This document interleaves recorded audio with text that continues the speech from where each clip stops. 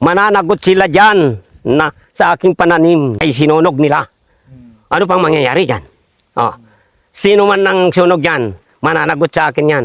Kasi ang hirap ko dyan, buwan kadidilig, araw, maghapon. Kasi yan ang gusto ng gobyerno, magtanim ng kahoy. Ay paano kung sinunog naman? Ano mangyayari na dyan? Oh, nakita naman ninyo. 2,000 puno yan. Kahit galain pa niyan din hanggang doon sa dulo-dulo na yun. Si James, hindi natin kasama ngayon. Ano to, na-accident rin siya. At Ayan, medyo maluba rin ang nangyari sa kanya. Sana namin. Medyo napalo ako sa nangyari. Kasi grabe talaga inabot niya. Kapag ganito ang inaabot ng mga farmers, yung pinipinsala ng iba, yung pinaghirapan nila. Mabuti lang sana kung madaling ibalik yung naiwala. Ay ang niyog, bago mo yan mapalaki, kung ilang taon yan, bago mo pabunga, dekada yan, lalo yung mga native na niyog. 10 years, 7 to 10 years. Kapag yung mga dwarf na niyog naman, madali magbunga, problema malaki ang puhunan nun. Tapos susunugin lang. Maganda sana mga kabros kasi linis na linis. Ang problema malinis nga naman kaso wala namang pakinabang na at nasunog na yung produkto.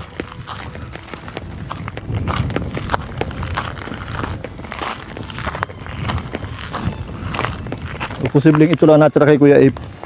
Yan may kaunting anaron. Aros Kuya Ape. Grabe. Kuya Ape! Parang disaster ang inabot ng taniman mo. Ang layo mga kawild.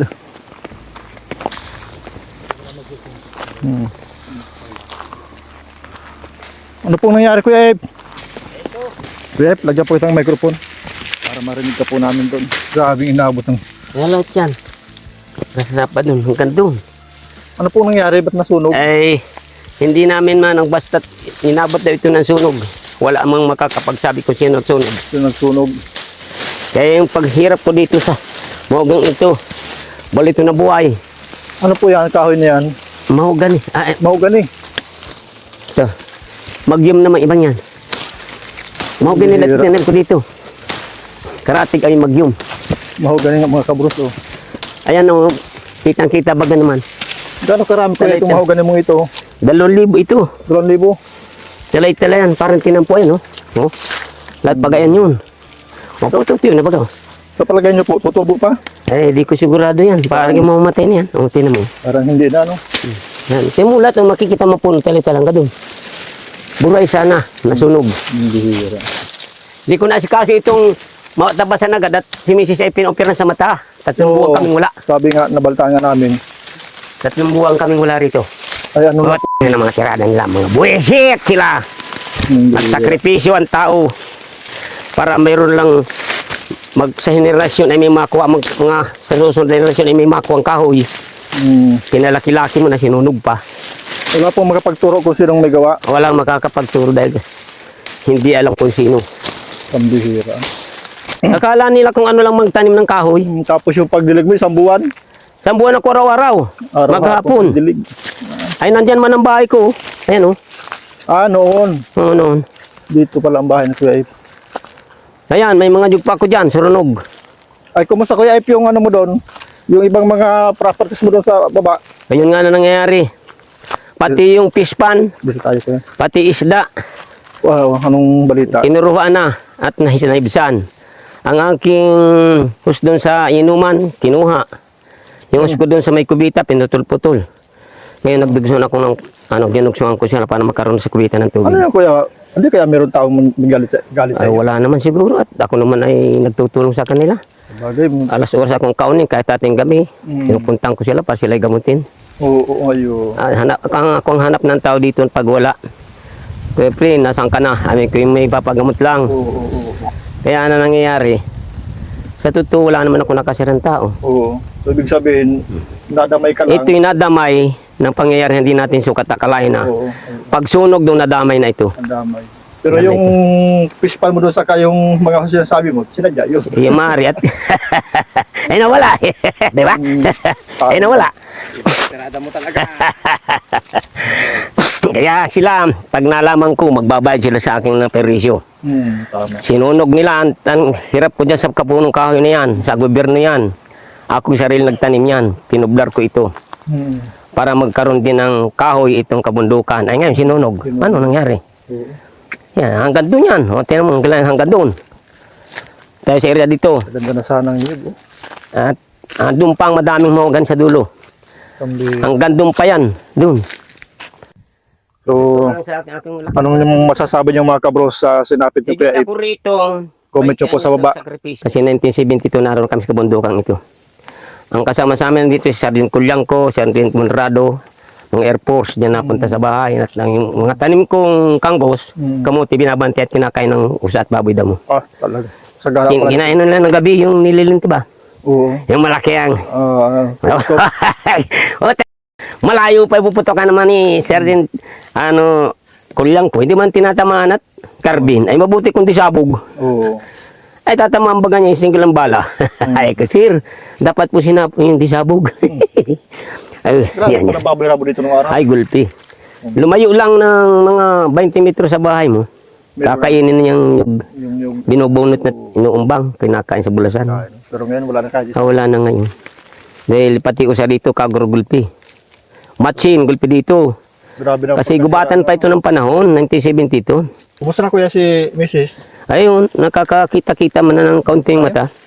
Tayo. Kaya medyo nakakaano naman ako.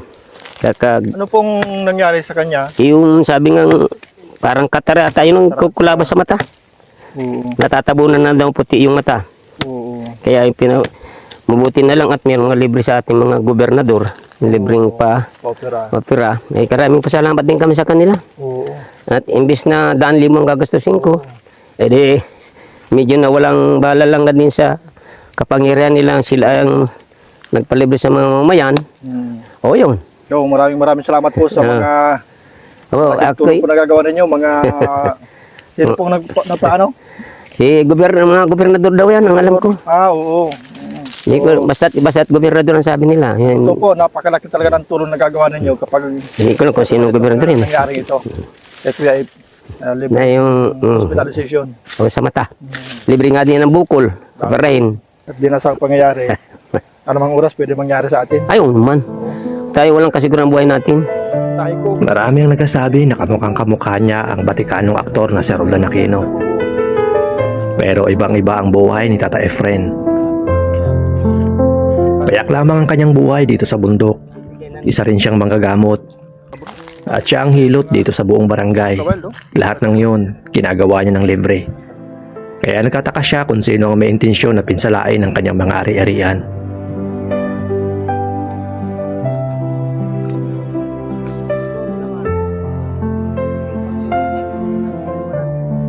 Mga kabros, kung gaano karami yung napinsala ng sunog. 7 rolyo daw itong hose na ito. Pero possible naman, hindi naman nasunog yung lahat ng 7 na rolyo na yon. Pero 5 rolyo lang ang masunog, biruin mo kung magkano gastos. Di uno yung size niya. Bukod doon, wala silang katubig-tubig ngayon. Kasi paano magkakatubig, sunog yung hose. Din. Ito lang, nakasurvive kuya sa taniman mo. Ito lang kaunti. Yung kaunting ito. Ito lang. Kasi ito yung malinis naman. Grabe. Ito lang natitira.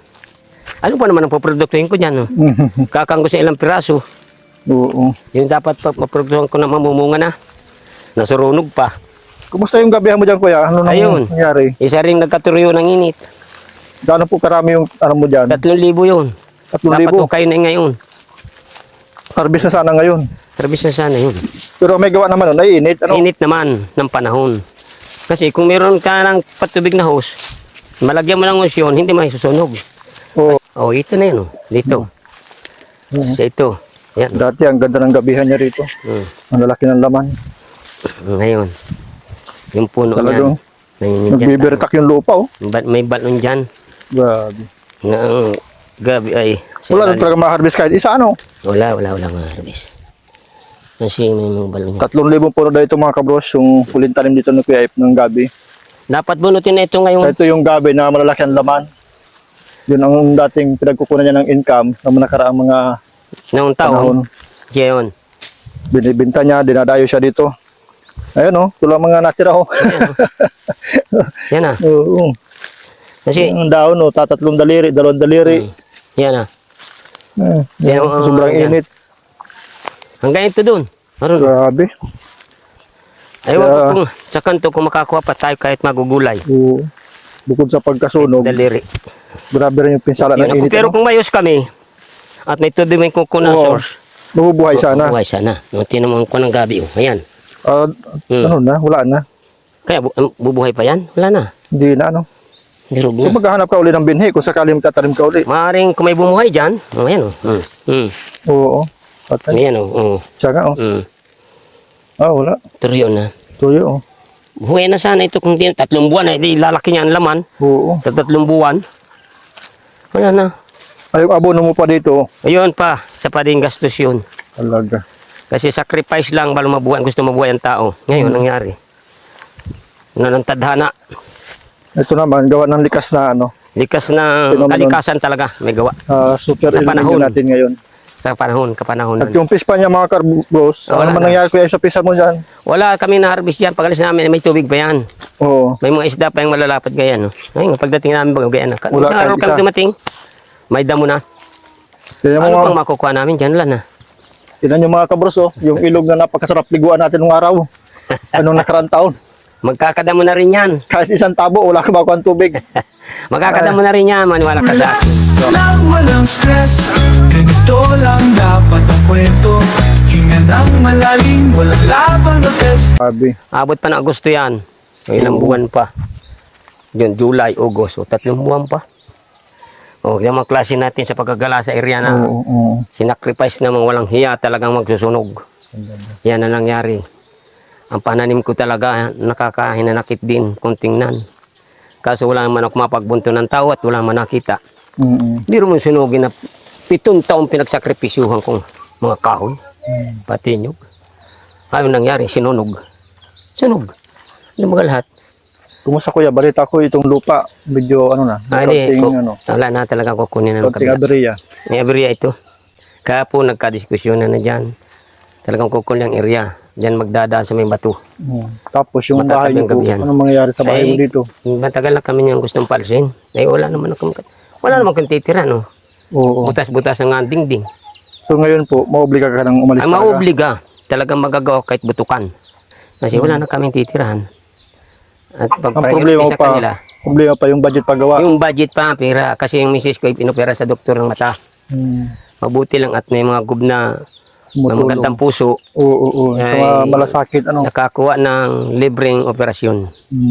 Kaya nangyari ganyan. Bagay sa senior, mas malaki ang benepisyo sa senior na Kasi- binibigay ng gobyerno. O, senior naman na din talaga Oo. siya. Totoo yun. So nakita natin mga kabros kung gaano kalaki ang problema ngayon ni Kuya Efren. Abay, totoong may problema ngayon. Manong Rodan. Una-una, Mm. saus ang gusto kong problema, saus sa tubig. Kailangan namin source ng tubig. Kasi ang tubig ang pinakalakas sa buhay. Kahit nagkain kami ng hindi magagandang pagkain, Oo. kailangan ay tubig. Tubig. Oo. Wala namang bibili sa bayan na tubig. Oo. Walang hanap buhay, di ba? Oo. Tira kami dito para... Tubig po bang inumin o pati panlaba? Pang inumin pa labas, kama na yun doon. Kasi may puso Ibig sabihin, kami meron malalim. kang makukuha ng tubig dyan ngayon. Meron puso. 18 lampus. Ang problema mo, kung Hose. bakit, Hose. yung hose mong gamit dati, Ay, nasunog. Yung iba, nasunog. yung iba pinutol-putol. Tapos yung ito, kinuha nato dito sa inuman. Wala na. Yung dito ninakaw. Ano ko yun dyan? Yung doon, nasunog. Nasunog. Yung natira, putol-putol. Naputol-putol Ay, na. pambihira. Hindi dugsong-dugsong ko naman dito. Yan. Puro putol yan. Para Ibig sabihin, makapunta lang sa kubita. Sinadya talagang perwisyo yung Hindi ganito. naman inumin yan. Mm. Pang ano lang, pang kubita at pang dagsaw lang yan. Oo. Ito, mga ulid ang aking bahay. At kami pinapalis na dito. Mga gabok-gabok na talaga. Puro kahoy ng gabok. Ayan, puro inaanay na. Bilugin na kahoy. Saka pawid na. Yung gawa din sa kanilang vlogger pawid niyan. Yan ang klase. So, hindi man sana Gusto nung may-ari ng masyadong... lupa, umalis na kami rito. Wala man akong titirang bahay. Hindi ko alam kung anong unahin ko sa Gagawa ng gagawa, bahay. kung paano. Ni Gugun, wala naman ibubong. Hanggang kailan ko yung taning sa'yo dito para Wala pa naman taning. Talagang nung pa nagsasabing kailangan nila yung lupa. So, ibig sabihin, hindi ka naman pala masyado lang ginigipit. Hindi pa naman Sabi ngayon. na, Pero ang plano lapasin talaga. talagang ano na. Ngayong Kaya po na ganun. time na ito, gusto nila ma-recover na talaga ito. Kanila na ito. Kahapon pa nagkano sila dyan sa pananim, Oo. talagang kinuha na. Wala na magagawa. Sige. Kaya itong bahay, sa kanila rin ito. Punta. Area na ito. Buwan. Pero kami Kuya Ep, na ibigay sa yung kaunting tulong, pagtsagaan mo muna, no? Kasi, Kasi- maraming salamat sa inyo pagtulong. At yan ay malaking bagay sa amin. At gipit na gipit ako ngayon. Hindi ko alam kung ano bahay o hose at kailangan na may tubig. Ang unahin, Hindi ko alam kung anong unahin. Kasi bagay na yan. Kung yung butukan, Yung lilipatan, o yung hose. Kasi importante sa amin yung tubig. siyempre, araw-araw kailangan yun eh. Yung inumin. Kasi meron kami lalagyan, kailangan namin 5 roll yung hose. Kahit una media lang. Okay. Magkaka-recover na kami doon. Meron kaming budget ngayon mga kabros. Salamat po sa aming sponsor. Sana medyo kaluban mo naman kami ng tulong. At talagang hipit na. 1, 2, 3, 4, 5. Meron tayong mga kabros na 5,000 mula po sa ating napakabait na sponsor, si Ma'am Kat. Salamat po, maraming salamat po Ma'am Kat sa tulong na pinadala niyo po. Karen, Ma'am Karen. Bali, 4 po yung nabigyan natin ng budget mula po sa iyo. Pang-4 na po si Kuya Efren. AKA Roldan Aquino. Ako po ay nagpapasalamat, Mang Karen, sa inyong magandang puso na pagtulong. At Sa inyo po ito. nagbiyaya ka po ng ganitong halaga. Hindi ko alam kung ano na ko yung butukan o yung hose. Yung bahay para malipatan namin. Kasi inano kami ng area ng lupa. Hindi lang kami at kahapon pala nagkaano sa lupa na ito. Sa kanila talaga naman ito. Kaya po siya mga sponsor dyan na ako'y gusto makakuha man ng hose. Yung magandang puso. Sana itulungan na po naman nyo kami. Opo. Yan lang po ang hiling ko sa inyo. Marami pong salamat sa lahat ng sponsor at saka sa aking kawagawad, yung mga boss namin. Maraming salamat sa inyo lahat mga kapatid. Grabe, inabot mo. 4 months tayong hindi nagkita. Ngayon, pagbalik natin, ganito na Ito inabot na, sunog na lahat. Grabe. Wala na, pati pananim, wala nang makukuha. Ang totoo mga kabros, nakakalungkot talaga ang sistema. Kahit Hindi ko ako, inaasahan ganitong dadat na namin. medyo napalo ako sa nangyari. Kasi, Maraming salamat naman po sa grabe inyo talaga lahat. inabot niya. Kasi nag-sponsor, kung meron mga magandang loob sa akin, matulungan, maraming salamat. Na-imagine ko mga kawal kung gaano kahirap yon. Kasi ako, Talaga. meron din kaunting lupang kinukultibar. Nasunog pa ang mga kahoy. Gaano kalaki yung Ano, sakripisyo, yung hirap, tapos masusunog lang. Nakakalungkot, masakit talaga yun sa puso. Binisita namin kanina, makikita rin yung area, pinunta namin talagang ang sakripisyo kung 7 taon na pag-alaga doon sa kahoy, saka sa niyugan, sinunog lang. Kasi malaga sa aking kahoy na. Sa gobyernong kahoy ba yan? Mahugan eh. So muli po, mga kawail, maraming salamat po sa inyong patuloy na panonood po sa Sa amin. inyo lahat, sa mga nanonood, kung sino man. Maraming salamat po sa inyo lahat. Sana Maraming po salamat lumawig po. pa ang panonood para